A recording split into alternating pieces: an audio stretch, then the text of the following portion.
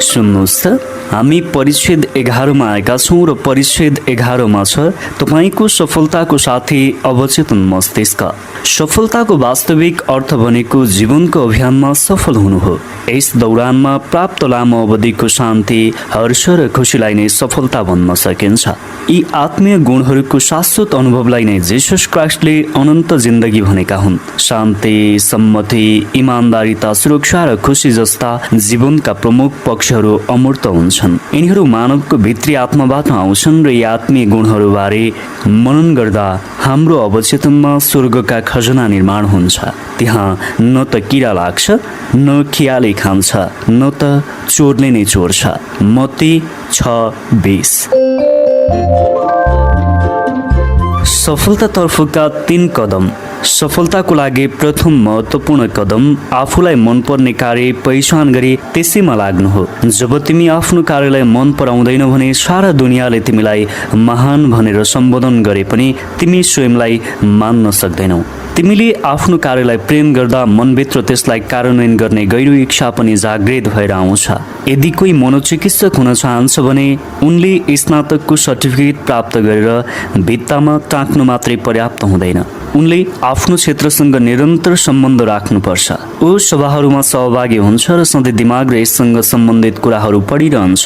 उनले अनेक लेखहरू भ्रमण गर्छन् र विज्ञानको नयाँ जर्नलमा गोत्लिन्छन्। अर्को शब्दमा भन्दा ऊ आफूलाई मानव पीडा कम गर्ने सबभन्दा विकसित तरिकाबारे जानकार गराउन प्रयास गरिरहन्छ, किनभने उसले प्रथमतः आफ्नो बिरामीको हितलाई अगाडि राख्छ। यदि तपाईँले यी शब्दहरू पढ्दा आफ्नो सोचाइलाई यस रूपमा पाउनुभयो भने के गर्नुहुन्छ? म पहिलो पाइला चाल्न सक्दिनँ किनभने मलाई म के गर्न चाहन्छु भन्ने नै थाहा छैन, जसले गर्दा म संसारमा कसरी आफूलाई मनपर्ने क्षेत्र पाउन सक्छु। यदि तपाईँको स्थिति यस्तो छ भने मार्ग निर्देशनको लागि यसरी प्रार्थना गर्नुहोस्। मलाई आफ्नो जीवनको सही स्थान मेरो अवचेतन मस्तिष्कको अनन्त ज्ञानले देखाउँछ।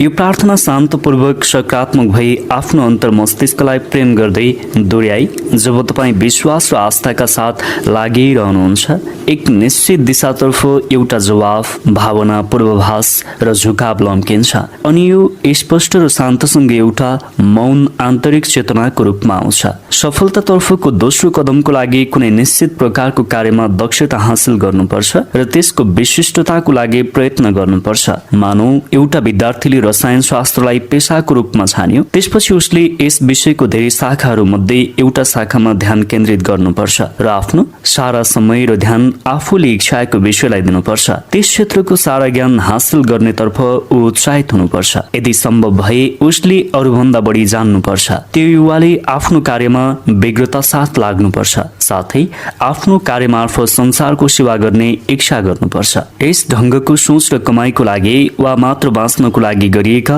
अरू सोचाइ बीचमा ठूलो भिन्नता छ। कामको लागि मात्र बाँच्ने भावना वास्तविक सफलता होइन। मानिसको सोच ठूलो, उच्च र अझ परोपकारी हुनुपर्छ। उनीहरूले बिना फलको आशा गरेर अरूलाई सेवा गर्नुपर्छ। यी मध्ये तेस्रो कदम सबभन्दा महत्त्वपूर्ण छ। तपाईँ निश्चित हुनुपर्छ आफूले गर्न खोजेको कार्यले केवल आफ्नो मात्र सफलतालाई सघाउनु हुँदैन, यसले सारा मानवतालाई फाइदा पुर्याउनु पर्छ। एउटा पूर्ण चक्रको पथ निर्माण हुनुपर्छ। अर्को शब्दमा भन्दा तपाईँको विचार संसारलाई सेवा गर्ने वा लाभ पुर्याउने अभिप्रायले अघि बढ्नुपर्छ। त्यसपछि बल्ल यो परिष्कृत भई पूर्ण आशीर्वादको साथ फर्कन्छ। तपाईले आफ्नो मात्र भलाइको लागि काम गर्नुभयो भने यो महत्त्वपूर्ण चक्र पूर्ण हुँदैन। तपाईँ सीमित तथा अशक्त बनाउन सक्छ। तपाईँ सफल त देखिन सक्नुहुन्छ।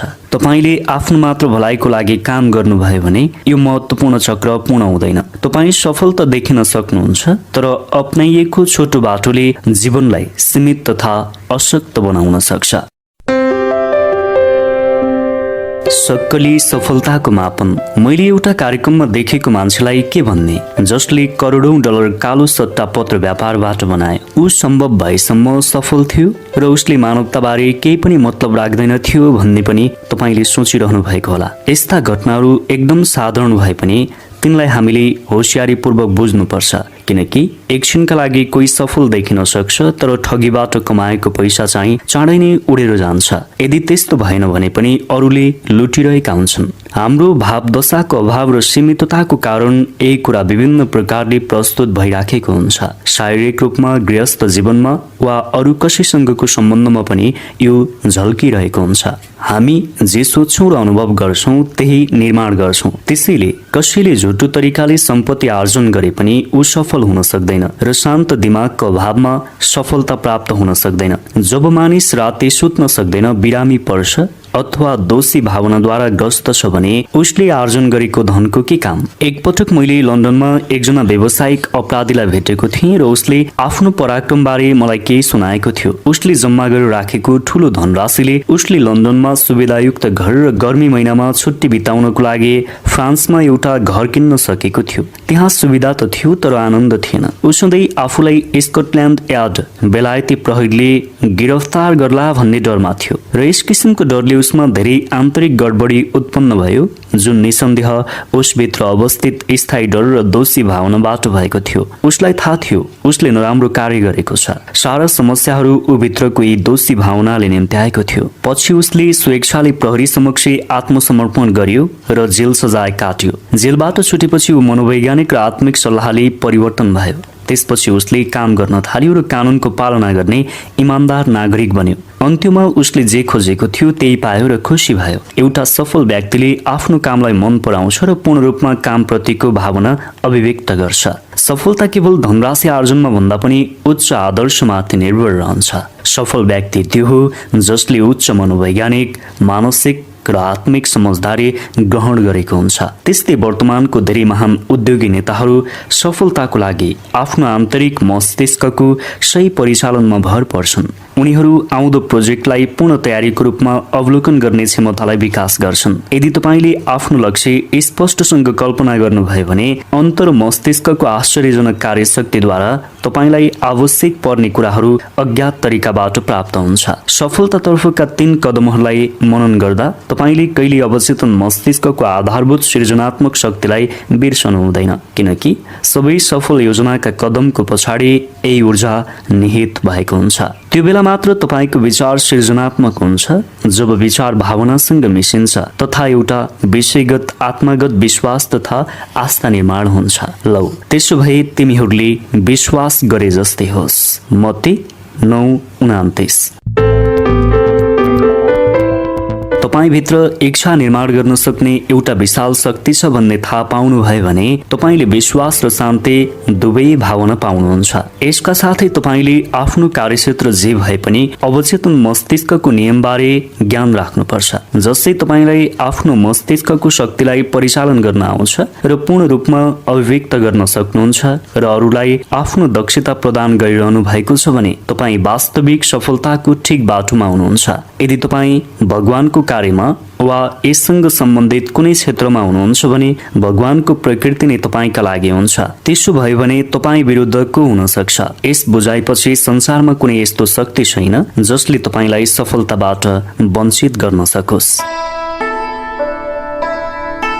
उसले कसरी आफ्नो सपना साकार पार्यो। मैले हलिउडका फिल्म हेर्न जाने तथा टेलिभिजनका श्रोताले चिन्ने कलाकारलाई भेटे। उनले मलाई मध्यपश्चिमको एउटा सानो कृषि क्षेत्रमा हुर्केको बताए। उनको परिवारलाई खानसम्म मात्र पुग्थ्यो। उनीसँग एउटा मात्र मनोरञ्जनको साधन, गाह्रोसँग 2वटा च्यानल मात्र टिप्ने एउटा सादा टेलिभिजन थियो। त्यही पनि उनले हर समय कलाकार हुने सपना देखिरहे। उनले भने जति बेला पनि म बाहिर खेतमा काम गरिरहेको हुन्थे वा गाईलाई गोठमा लगिरहेको हुन्थे त्यो बेला मेरो नाम ठूलो अक्षरहरूमा विशाल रंगमञ्चको छतमा देखिरहेको कल्पना गर्थे। मैले सबै कुराहरू देख्दथे। प्रशंसकको हुल, अन्तर्वार्ता दिनेहरू मसँग बोल्न कराइरहेको र यी कुराहरू मैले वर्षौंसम्म साथ लिएर बसिरहेँ। आखिरमा मैले घर छोडे। म लस एन्जलस आएँ र अतिरिक्त कलाकारको रूपमा चलचित्र र टेलिभिजन कार्यमा झुल्किने अवसर पाएँ। म आफ्नो प्रथम प्रदर्शनीको रात रंगमञ्च पुग्दा झन्डै बेहोस नै भएको थिएँ। मेरो नाम रंगमञ्चको अगाडि प्रकाशमा टल्किरहेको थियो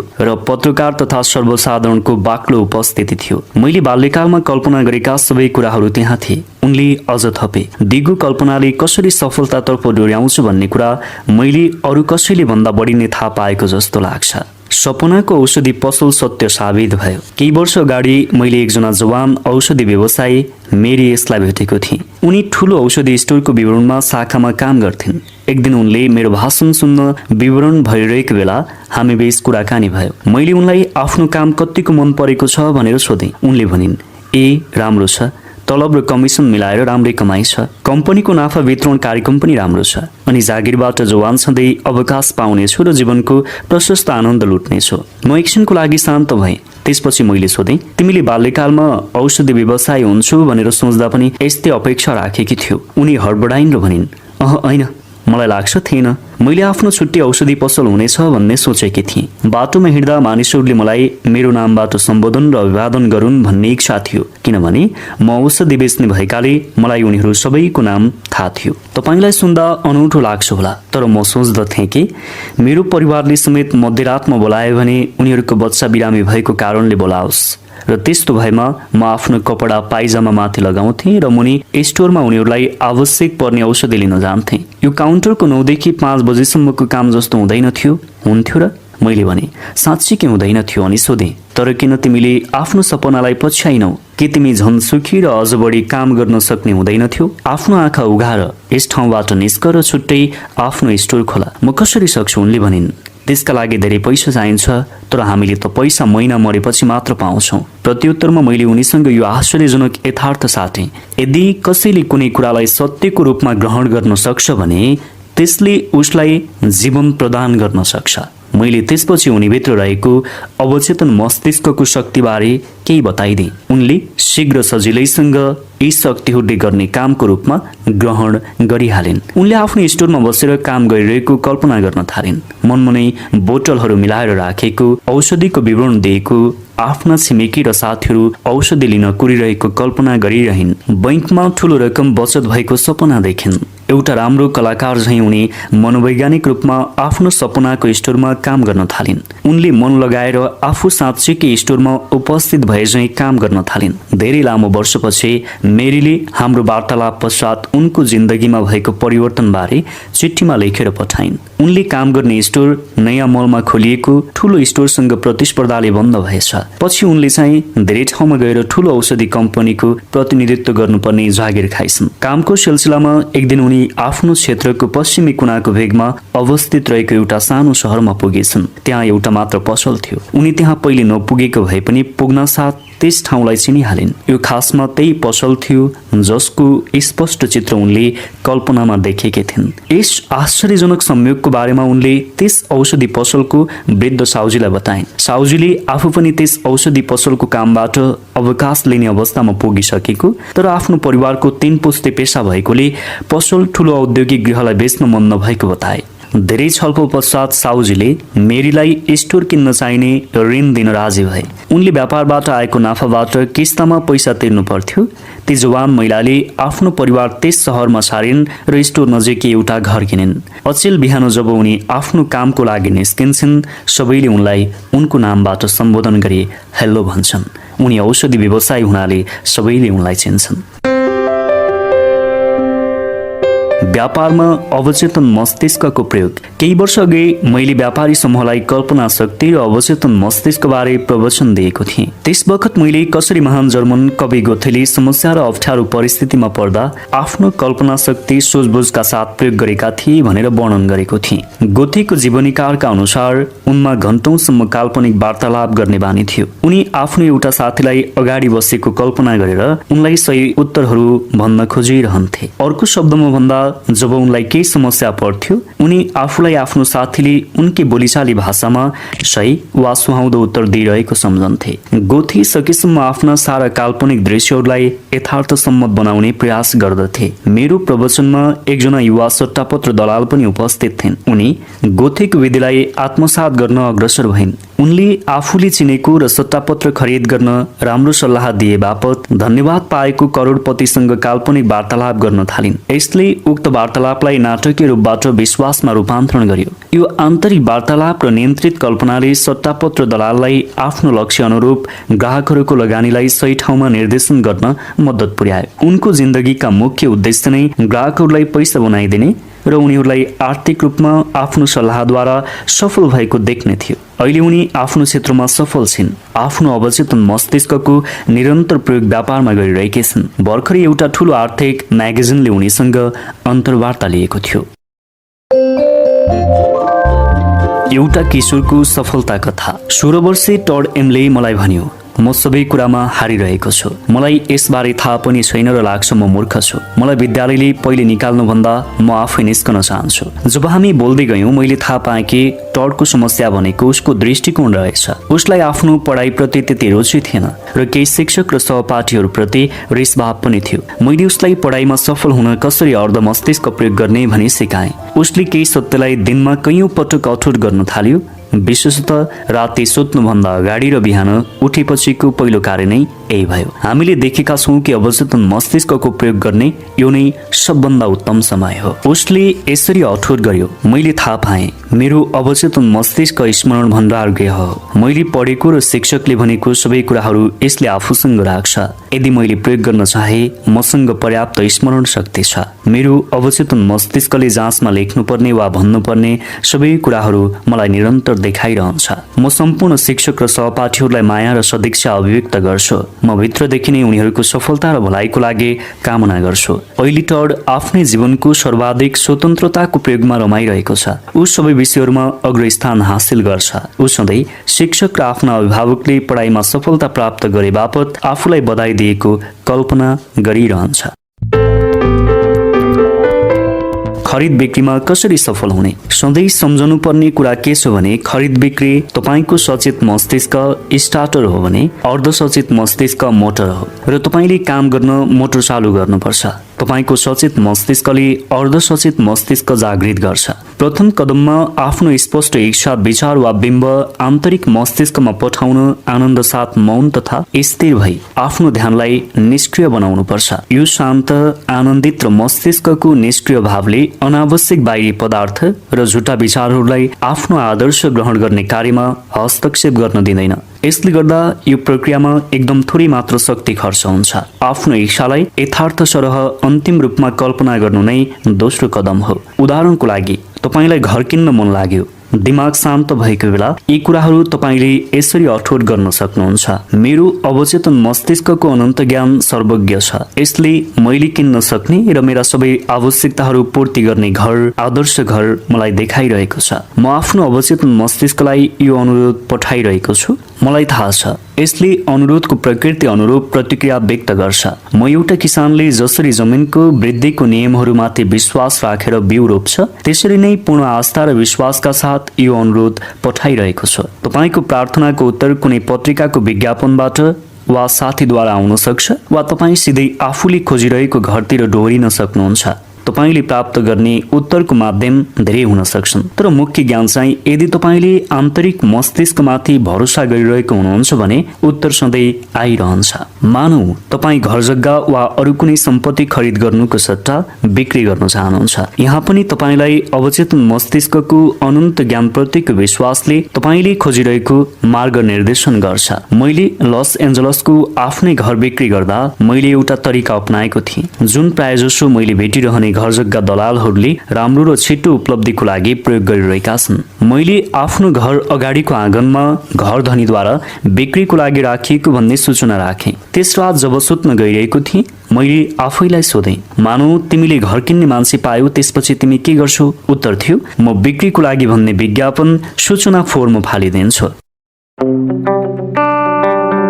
मैले आफ्नो मस्तिष्कको मानसपटलमा सम्पूर्ण दृश्यहरूलाई विस्तृत रूपमा उतारेँ। त्यहाँ मैले विज्ञापन सूचनालाई समातेर जमिनबाट निकालेँ र काँधमा बोकी घर पछाडिको फोहोर फाल्नेमा फ्याँकिदिएँ। त्यसपछि मैले मनमा नै भने मद्दतको लागि धन्यवाद तर अब मलाई तिम्रो आवश्यकता छैन। अब यो कार्यबोझ सकियो भनी गनेर म आन्तरिक सन्तोषका साथ सुत्न गएँ। अर्को दिन एकजना मानिसले घर किन्न बैना दियो र भन्यो तिमीले यो विज्ञापन सूचना फाल्न सक्छौ। अब तिमीलाई त्यसको आवश्यकता छैन। मैले उसको सल्लाह माने र त्यसपछि विज्ञापन सूचना निकालेर फोर्म फालिदिएँ। यहाँ बाहिरी कार्य भित्री कार्यसँग मिल्यो र यसमा कुनै चिज नौलो छैन। जस्तो भित्र त्यस्तै बाहिर। अर्को शब्दमा भन्दा तपाईको अवचेतन मस्तिष्कमा बिम्बले जस्तो छाप पारेको छ त्यस्तै वास्तविक जिन्दगीको पर्दामा उतारिएको छ। तपाईको बाहिरी पक्षले भित्रको कुरालाई प्रतिबिम्बित गरिरहेको छ अर्थात् बाहिरी क्रियाकलापले भित्रको कार्यलाई पछ्याइरहेको छ।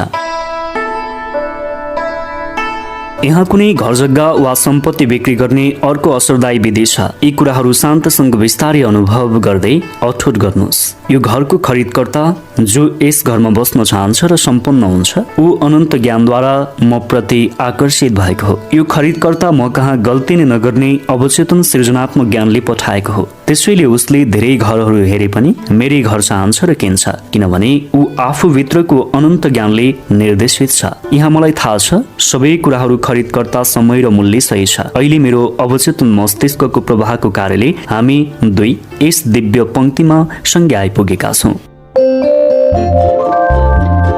सधैँ सम्झिराख्नुपर्ने कुरा के छ भने जे तपाईँ खोजिरहनु भएको हुन्छ त्यसले तपाईँलाई समेत खोजिरहेको हुन्छ। जब तपाईँ घर वा सम्पत्ति बेच्न चाहनु भइरहेको हुन्छ, सधैँ तपाईँले बेच्न चाहेको किन्न खोज्ने मान्छे उपस्थित भइरहेको हुन्छ। यहाँ तपाईँ आफ्नो अवचेतन मस्तिष्कको शक्तिलाई प्रयोग गरी सबै प्रतिस्पर्धा र खरिद बिक्रीको तनावबाट मुक्त हुन सक्नुहुन्छ।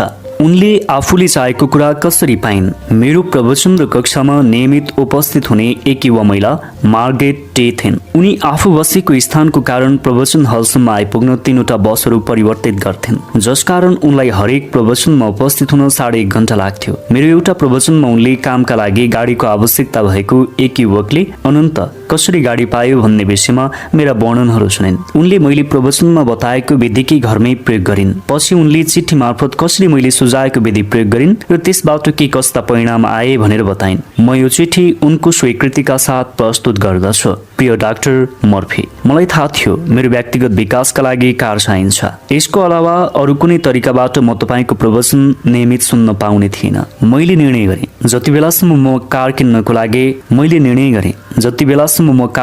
लागि प्रयास गरिरहन्छु, सधैँ आफूले सोचिरहेको क्याडिलक कार नै किन्ने प्रयास गर्छु। म मेरो कल्पनामा साँच्चीकै कार किन्दा र चलाउँदा गुज्रनु पर्ने सबै प्रक्रियाबाट अगाडि जान्छु। म बारम्बार त्यस क्याडिलक कारलाई आफ्नो भनेर दावी गरिरहन्थेँ। मैले कारभित्रको चढेको र सिटको कपडालाई छोएको जस्ता थुप्रै कुराहरू लगातार 2 हप्तासम्म मानसिक चित्रको रूपमा राखिरहेँ। मेरो इङ्ल्यान्डको अङ्कल बित्नु भएको छ र मलाई उहाँको क्याडिलक र सारा जमिन छोडेर जानु भएको छ। अन्ततः गत हप्ता तपाईँको प्रवचन सुन्न म क्याडिलक नै छोडेर आएँ। थुप्रै प्रसिद्ध व्यापारीहरूले अपनाएको सफल विधि। थुप्रै प्रसिद्ध व्यापारीहरू सफलता भन्ने शब्द मनमनै दोहोऱ्याइरहन्छन्। जबसम्म उनीहरू सफलता आफ्नो हो भन्ने दृढ विश्वासमा पुग्दैनन्, यसलाई रोक्दैनन्। उनीहरूलाई थाहा हुन्छ सफल भन्ने सोचमा नै सफलताका लागि चाहिने सबै महत्त्वपूर्ण कुराहरू निहित हुन्छ। त्यसैले अहिलेदेखि नै तपाईँ पूर्ण आस्था र विश्वासका साथ सफल शब्द उच्चारण गरिरहन सक्नुहुन्छ।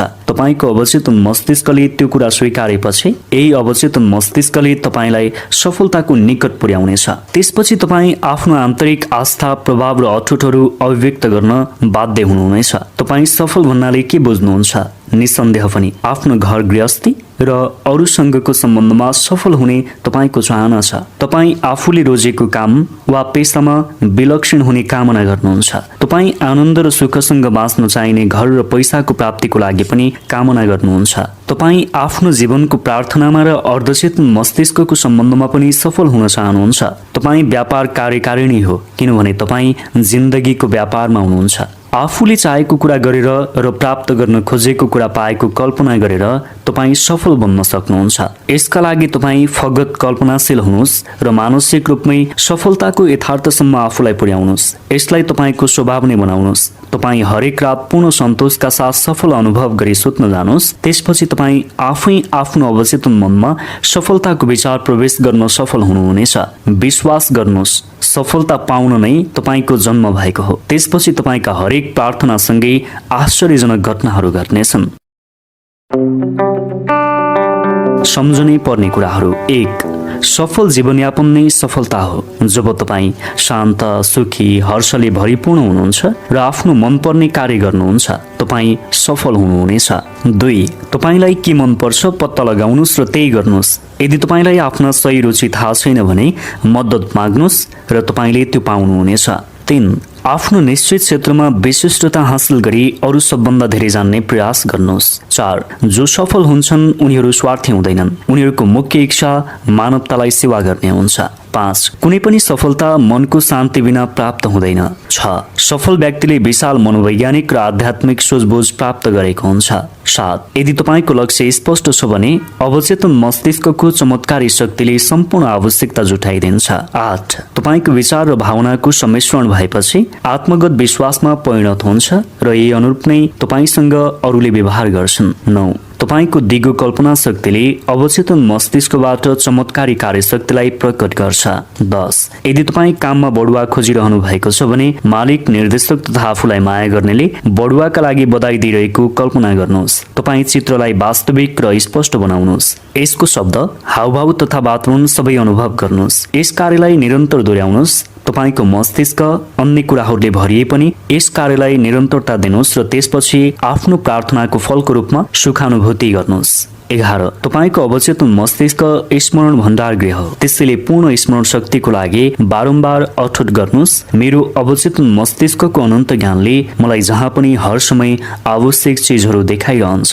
12 यदि तपाईँ कुनै घर सम्पत्ति बिक्री गर्न चाहनुहुन्छ भने शान्त भई विस्तारै अनुभवका साथ अठोट गर्नुहोस्। यो घरका लागि खरिदकर्ता जो यहाँ बस्न र सम्पन्न हुन चाहन्छ उसलाई अनन्त ज्ञानले म प्रति आकर्षित गर्छ। यस सचेततालाई दिगो बनाइराख अवचेतन मस्तिष्कको प्रभावले त्यसलाई यथार्थमा परिणत गरिदिन्छ। 13 सफल विचारमा नै सफलताका सबै विषय वस्तुहरू समाहित हुन्छन्। तपाईँ आस्था र विश्वासका साथ सफल शब्द बारम्बार दोहोर्याइराख्नुहोस्।